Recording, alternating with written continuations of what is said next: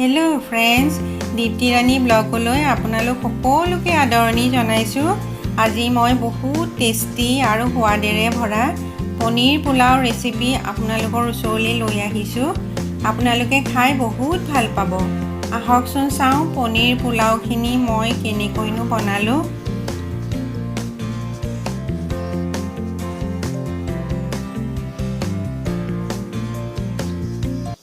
আজি মই পনীৰ পোলাও বনাব ওলাইছোঁ। কেতিয়াবা আমাৰ মন যায় পাতল আহাৰ খাবলৈ, সেয়ে আজি মই এই ৰেচিপিটো আপোনালোকৰ ওচৰলৈ লৈ আহিলোঁ।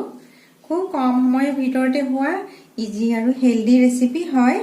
আহকচোন চাওঁ পনীৰ পোলাওখিনি মই কেনেকৈ বনাওঁ। পোলাওখিনি বনাবৰ কাৰণে মই 200 গ্ৰামমান ফ্ৰেছ মটৰ লৈছোঁ। এইফালে এয়া কিচমিচ লৈছোঁ, কাজু লৈছোঁ, 2টা গাজৰ কিউব আকাৰত সৰু সৰুকৈ কাটি লৈছোঁ, আধা ইঞ্চিকৈ ফ্ৰেঞ্চ বিন কাটি লৈছোঁ, এয়া আদা আৰু নহৰু পিচি লৈছোঁ, এচামুচমানকৈ হ'ব। আৰু মিডিয়াম চাইজৰ পিঁয়াজ এটা মিহিকৈ কাটি লৈছোঁ। আৰু এইফালে 2 কাপ বাচমতি চাউল 20 মিনিটমান তিয়াই থৈ ইয়াত টুকি থৈছোঁ। পনীৰ 200 গ্ৰাম লৈছোঁ। এইফালে কেওৰা ৱাটাৰ আছে, এইফালে 1 ইঞ্চিমান ডালচেনি আছে, 10টামান জালুক আছে, এটা জলকীয়া আছে। জলকীয়া আপোনালোকে বেছিকৈও দিব পাৰে, মই এটা লৈছোঁ। 2 খিলা তেজপাত আছে, 2টা ইলাচি খুন্দি লৈছোঁ আৰু 3টা লং আছে। এইফালে এয়া ঘিউ আছে আৰু জিৰা আছে, এইফালে গৰম মছলা আছে। এইখিনি সামগ্ৰীৰে আজি পনীৰ পোলাওখিনি বনাম। তাৰ আগতে মই এই পনীৰখিনি অকণমান ভাজি ল'ম। এতিয়া এয়া কেৰাহী গৰম হৈ গ'ল, মই ইয়াতে তেল অকণমান দি দিছোঁ। এতিয়া তেল গৰম হৈ গৈছে, মই গেছটো একেবাৰে ল' কৰি দিম আৰু পনীৰখিনি ভাজি ল'ম।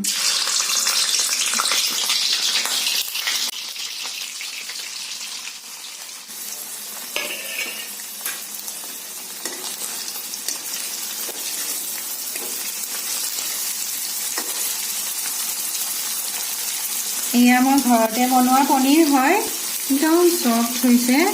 আৰু ঘৰতেনো কেনেকৈ পনীৰ বনায় তাৰ ভিডিঅ'টো মই ডেছক্ৰিপশ্যন বক্সতে দি দিছোঁ, আপোনালোকে চাই ল'ব পাৰিব।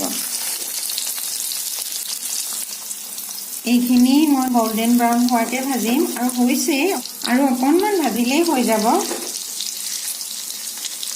এয়া হৈ গৈছে, মই এয়া তেলৰ পৰা টুকি থ'ম।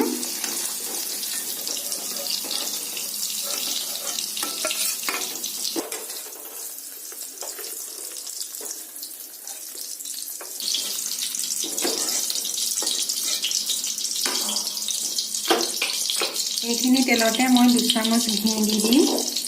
পোলাও বনালে ঘিত বনাব লাগে, এতিয়া বেছি টেষ্টি হয়।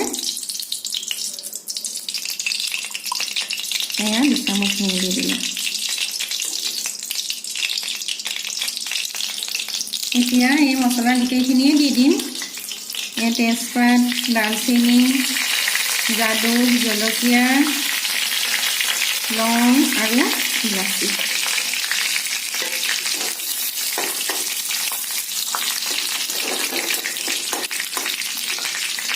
মছলাখিনি গোন্ধটো অকণমান ভাজিব লাগিব, তেতিয়া তেলত মিলি যাব। এতিয়া হৈ গৈছে, এতিয়া মই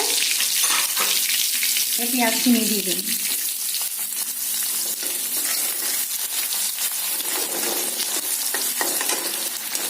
পিঁয়াজখিনি একদম ৰঙাকৈ ভাজিব নালাগে, অলপ চফ্ট হ'লেই হৈ যাব।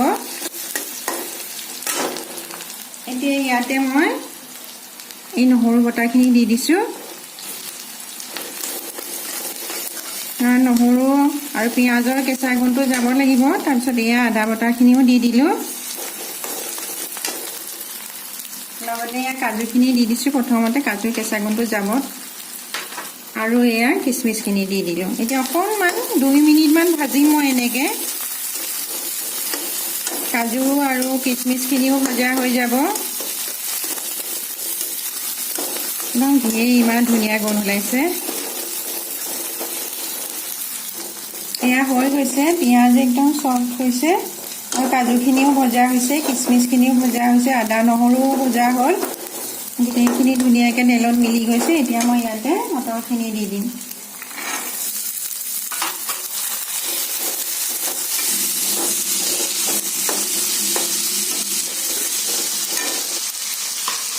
তাৰ লগতে এয়া ফ্ৰেঞ্চ বিনখিনিও দি দিলোঁ আৰু গাজৰখিনিও দি দিলোঁ। এতিয়া গোটেইখিনি মই 5 মিনিট ভাজিম। তেতিয়া গাজৰ, মটৰ আৰু ফ্ৰেঞ্চ বিনৰ কেঁচা গোন্ধ নাইকিয়া হ'ব আৰু খাবলৈ টেষ্টি হ'ব। মই ইয়াতে আন্দাজমতে এতিয়া নিমখ দি দিম। এতিয়া আন্দাজমতে এয়া মই নিমখ দিছোঁ। 1 চামুচতকৈ অকণমান কম। আপোনালোকে এইটো পোলাওখিনি আন্দাজ কৰি পেলাই দিব।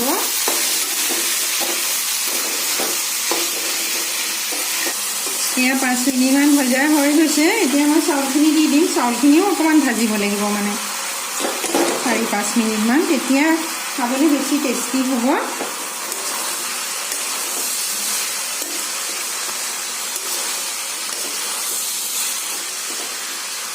ইমান ধুনীয়া গোন্ধাইছে, একদম মলমলাই গৈছেগৈ ঘিৰ গোন্ধটো, আৰু দেখিবলৈ কিমান ধুনীয়া হৈছে। এনেদৰে চাউলখিনিৰ লগত চব্জিখিনি ধুনীয়াকৈ ভাজিব লাগিব অকণমান। একেবাৰে নাভাজিলেও খাবলৈ ভাল নালাগে, কাৰণ ঘিৰ এটা কোটিং চাউলত হ'ব লাগিব।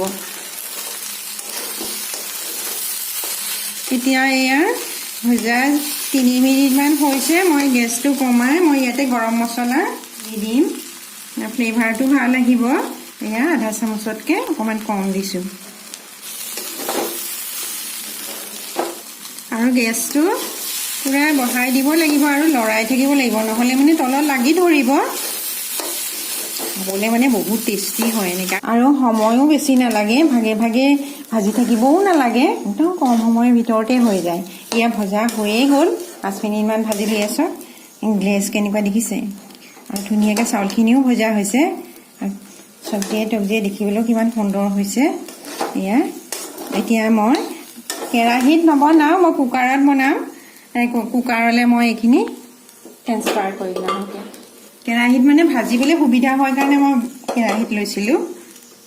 এতিয়া ইয়াতে মই কুকাৰত দি দিম গোটেইখিনি।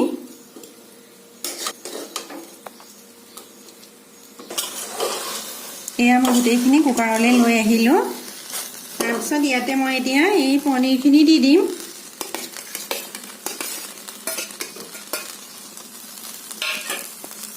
পনীৰখিনিও ধুনীয়াকৈ মিলাই দিম। একদম কম সময়ৰ ভিতৰতে 10 মিনিটতে হৈ যায়। এতিয়া মই ইয়াতে পানী দি দিম, আৰু পানী দিয়াটো এটা হিচাপত দিব লাগিব। মই এইটো কাপেৰে মই 2 কাপ চাউল লৈছিলোঁ, সেইকাৰণে এইটো কাপেৰে মই 3 কাপ পানী দিম। একদম হিচাপত, আৰু কম বেছি হ'ব নালাগে, তেতিয়া মানে পোলাওটো বেছি ভাল হয়। এয়া 1 কাপ।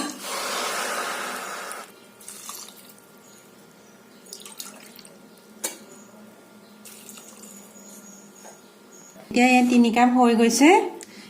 এতিয়া চাউলখিনি এয়া চব পানী এয়া একদম সমান লেভেলতে আছে। এতিয়া মই ইয়াৰ কুকাৰৰ ঢাকনিখন লগাই এটা হুইচেল মৰালৈকে মই থৈ দিম। ইয়াতে মই কেওৰা ৱাটাৰ 1 চামুচ দি দিম। এয়া কেওৰা ৱাটাৰ হয়, ইয়াতে দি দিছোঁ, ফ্লেভাৰটো ভাল আহিব। এতিয়া মই ঢাকনখন মাৰি দিম আৰু এটা হুইচেল মৰালৈকে থৈ দিম। হুইচেলটো মৰাৰ পাছত যেতিয়া গেছটো নিজেই ওলাই যাব, তেতিয়াহে মই ইয়াৰ ঢাকনখন খুলিম। এতিয়া এয়া হৈ গৈছে, একদম গেছ ওলাই গ'ল। এতিয়া মই ঢাকনিখন খুলিছোঁ, কেনেকুৱা হৈছে বা, কিমান ধুনীয়া হৈছে, একদম জৰজৰীয়া হৈছে। বা এয়া একদম দানা দানা হৈছে,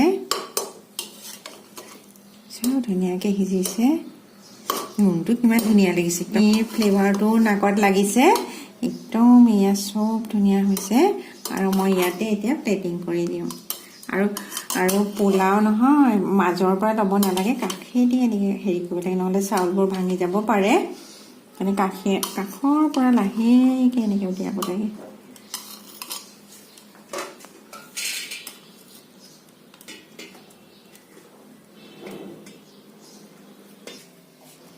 এয়া প্লেটিং কৰি হৈ গ'ল।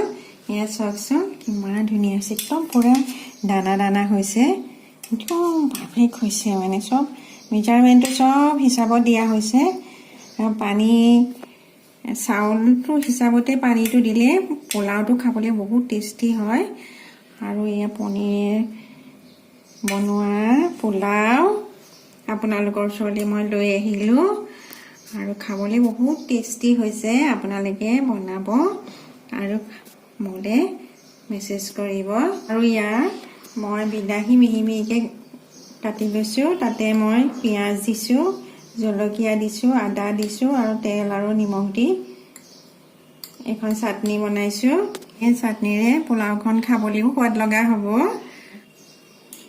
মই খাই চাওঁ অকণমান এয়া মই বিলাহী চাটনিৰ লগত এয়া মিলাই খাই চাওঁচোন